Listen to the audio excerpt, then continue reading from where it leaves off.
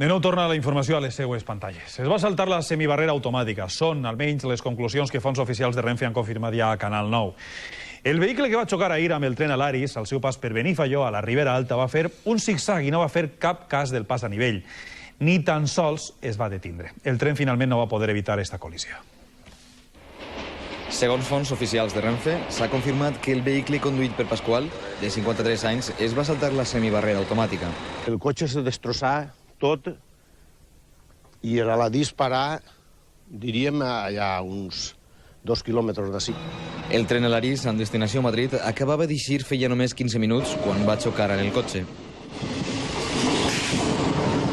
Per este pas a nivell a Benifaió, el trànsit de vehicles i persones és constant. L'Alaris, que circulava més de 130 km per hora, ni tan sols va poder tractar de reduir la seva marxa. Pràcticament no va poder veure el vehicle. Va xocar en ell i el va arrossegar més de 150 metres. És que el personal mira i... No, però el tren ahir davant no es veu. I es clava damunt d'enseguida. Hi ha que anar molt ben cuidat. Els 120 viatgers de l'Alaris van ser traslladats hores després en un comboi especial.